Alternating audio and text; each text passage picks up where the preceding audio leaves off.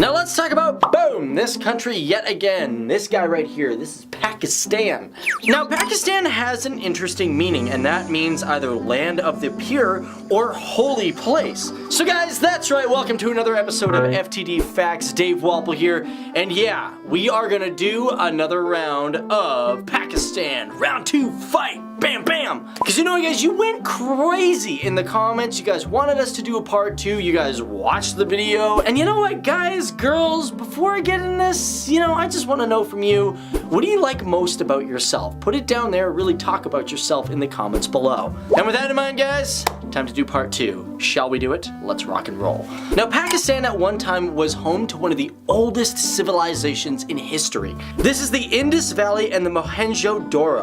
The Indus Valley civilization was discovered through archaeological excavations in 1921. Now, at this time, Pakistan was not known as Pakistan. It was actually part of the British Indian Empire. Now, as for this civilization itself, it dates all the way back to 3,300 to 1,300 BCE. Now, it was considered part of the Bronze Age, which featured urban civilization. Now, did you know that Pakistan's national anthem is only about 80 seconds long? The Qawmi Taraneth, also known as the Pak Sarzamin, meaning sacred land, is the national anthem of Pakistan. And the Pakistan national anthem tune ranks in first of the top 3 tunes in the entire world.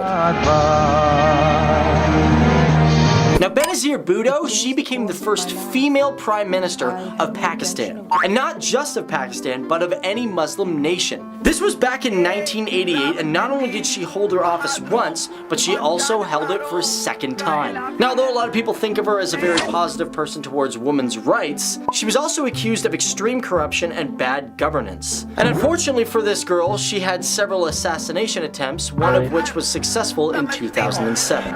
In 1965, Pakistan had its second war with India over Jammu and Kashmir. Now, this is because after the British left, they divided India into 2 separate entities. There was also India and, of course, the Muslim nation known as Pakistan. Now, Jammu and Kashmir were predominantly Muslim in population, but they had a Hindi leader that shared both borders with Pakistan and India. Now, like I said, this was the second war, but the first war was between 1947 and 1948, and that one didn't end until the United Nations intervened. But as for the second war, which began in 1965 over the same disputed territory, the 17-day war caused thousands of casualties, and also had the Battle of Chawindo, which happened in 1965 on September 7th to 22nd. And this was considered the largest tank battle since World War II. Fortunately, because of the intervention of the United States and the Soviet Union, the war ended with a ceasefire.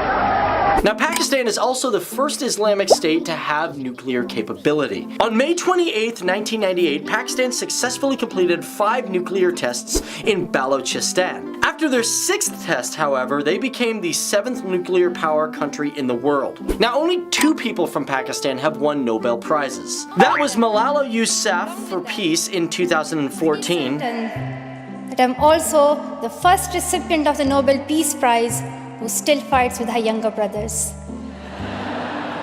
And Abdus Salim for physics in 1979. Now, Pakistan also has the 7th largest army in the entire world. They have over 642,000 people in its army, and you might be surprised to know that most of the United Nations peacekeeping missions are supplied by the Pakistan Army. Now, the 2nd largest salt mine in the world is also located in Pakistan. Not only are the Kawara salt mines the world's 2nd largest, but it's also Pakistan's oldest salt mine. And it was discovered by Alexander the Great's troops in 320 BC. That is such a long time ago. And also, Pakistan has the largest ambulance fleet ever. I mean, in the entire world. The Eddie Foundation is the world's largest non-profit social welfare organization. And yes, it runs 24 hours giving medical services to anybody and everybody. The founder, Abdul Sattar Eddy, started the service from a single room, which now has over 300 centers throughout all of the country. But not only that, it also branches into other countries such as Japan, the UK, Canada, and the United States. And you know what, because I'm learning a lot, and I hope you guys are learning a lot, I'm gonna throw an extra one in there. This would be number 11. Now, believe it or not, the world's youngest Microsoft experts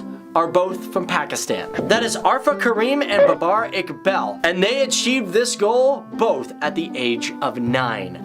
Wow. Well, that's it, guys. That is our second fact video on Pakistan. Guys, if you have any other countries or celebrities or